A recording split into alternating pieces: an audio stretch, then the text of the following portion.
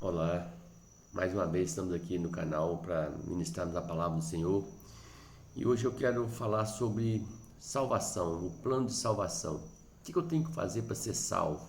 Como é que acontece isso? Por que alguém é salvo de que nós somos, né? Na verdade, todos nós nascemos debaixo de pecado. A Bíblia diz que em pecado me concebeu minha mãe. Nós, por natureza, nascemos debaixo do pecado de Adão e Eva. E por isso já somos condenados à morte. Nós e a nação toda, todos os povos, todas as pessoas nascem debaixo de um espírito de morte, de uma condenação de morte. Como é que nós saímos dessa condenação de morte?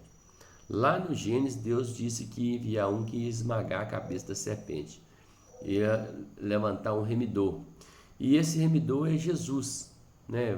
No Velho Testamento, Deus usava ali um cordeiro, o símbolo de um cordeiro, para expiar o pecado da humanidade. Aquelas pessoas estavam em pecado, entravam em pecado, uma vez por ano eles iam ali, matavam o cordeiro e apresentavam o sangue dele ao Senhor para a remissão dos pecados de toda a nação de Israel. Mas nós, o cordeiro perfeito, o cordeiro de Deus que tira todo o pecado do mundo é Jesus. Então nós precisamos de ter Jesus, né? Esse cordeiro, irmos até a Jesus, entregarmos a nossa vida a Jesus. Mas como é que isso é feito? Como é que isso funciona, né? Qual a primeira atitude que eu tenho que tomar? A primeira atitude que eu preciso tomar é me arrepender, reconhecer que sou pecador. Quando eu reconheço que sou pecador, que o meu destino é morte, é inferno, então eu reconheço e me arrependo. Rapaz, eu sou pecador, eu preciso de um libertador, eu preciso de alguém que possa pagar esse preço para mim. E o único que pode pagar esse preço é Jesus. E a Bíblia diz o seguinte, lá em Efésios, no capítulo 2, diz que pela graça sois salvos mediante a fé.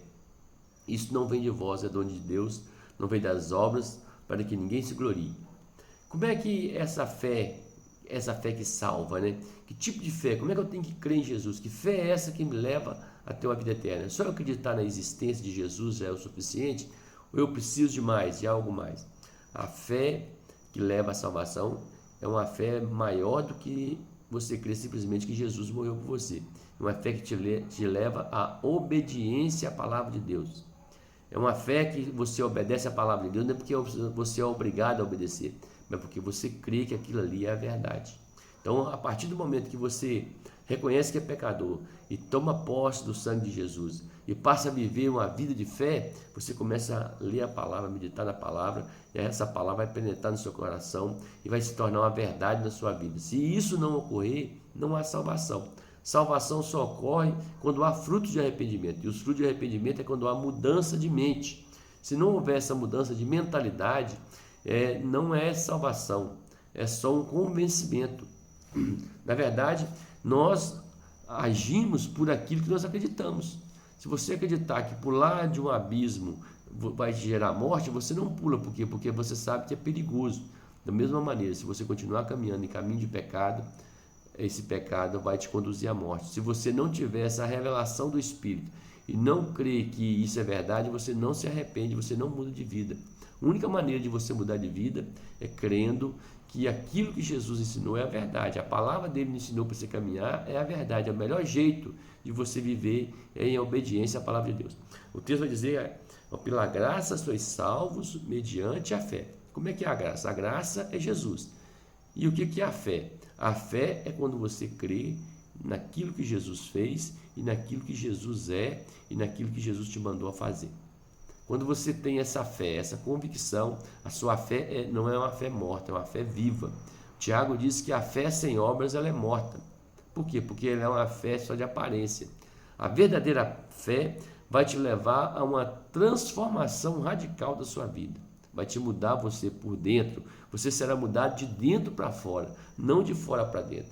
Como é que é essa mudança de dentro para fora? É o Espírito Santo trabalhando em você, no seu interior, na sua mente, te convencendo da justiça, do juízo, do pecado, te convencendo daquilo que você faz, daquilo que está errado, que aquilo é trevas, aquilo não conduz à vida. Você vai mudando mentalmente, sua crença vai mudando, sua maneira de ver a vida vai mudando e você vai sendo transformado de glória em glória pela palavra, como se fosse Jesus.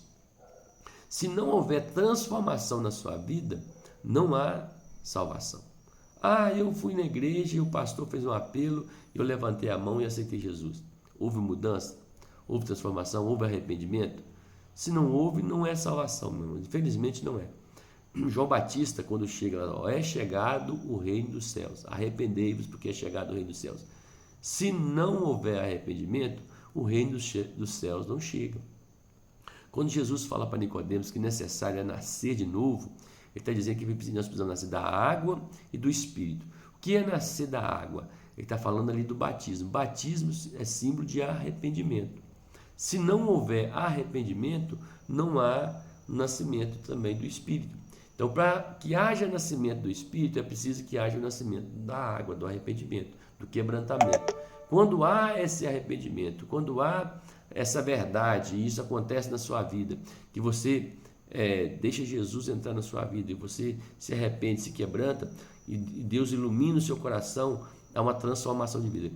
Jesus falando para Nicodemos, ele disse que a luz veio ao mundo, mas os homens amaram mais as trevas do que a luz. Quando nós amamos mais as trevas do que a luz, nós andamos em pecado. Então, para quem anda em pecado, não há salvação. A salvação é para quem crê em Jesus, se arrepende e anda em novidade de vida.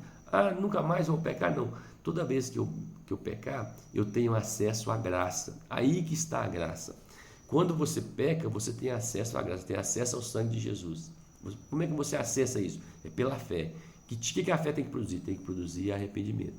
Quando eu peco, eu reconheço que eu sou pecador, peço perdão, peço misericórdia a Deus e acesso novamente à graça de Jesus. Então, de glória em glória nós somos transformados. Por quê? Porque à medida que nós vamos tendo revelação, vamos caminhando com o Senhor, cada dia nós vamos nos tornando melhor. Por que a Bíblia diz que sem santificação ninguém verá o Senhor? A santificação é um processo. A santificação, nós somos santificados dia a dia, nós somos separados cada dia, nós somos separados um pouquinho desse mundo. A salvação, mas quando eu aceitei Jesus, tem muita gente que diz que eu já fui salvo. Sim, você foi salvo, mas continua sendo salvo. A experiência da salvação é uma experiência de porta e uma experiência de caminho. A porta é estreita, mas o caminho também é estreito. Você precisa entrar pelo caminho estreito. A partir da porta, que você entra na porta estreita, você precisa caminhar no caminho estreito. Só que nesse caminho estreito, as suas vestes têm que ser brancas. À medida que você resvala nas beiradas, nas coisas, você vai sujando as suas vestes. Como que a gente anda por caminho estreito? A gente anda com cuidado. A gente anda olhando todos os detalhes para não tropeçarmos em nada. Então, o segredo é você saber o seguinte: eu sou salvo pela graça, eu não tenho condições de ser salvo por mim mesmo, eu não tenho injustiça em mim mesmo. Mas a partir do momento que eu sei que a graça é pela fé, eu começo a crer que Deus está trabalhando em mim, o Espírito Santo começa a trabalhar em mim, eu vou tendo revelação na palavra de Deus, eu vou sendo quebrantado por essa palavra de Deus, eu vou sendo transformado de dentro para fora. Então, não adianta eu criar uma lei para que você possa ser salvo. Na lei você é transformado de fora para dentro. Na graça, você é transformado de dentro para fora. Você lê a palavra, é como se você comesse a palavra, ela entrasse em você e fizesse parte de você, da sua natureza. Você vai sendo transformado de glória em glória na imagem do Senhor. Que Deus possa te abençoar, que Deus possa ter falado no seu coração. Se você tiver alguma dúvida, pergunte aí nos comentários do canal. Inscreva-se no canal, me ajude a divulgar a palavra de Deus. Eu tenho meu alvo, levar a palavra de Deus a muitas pessoas. Então, divulgue o canal, compartilhe, dê um joinha, indique. Amém? Deus te abençoe. Em nome de Jesus.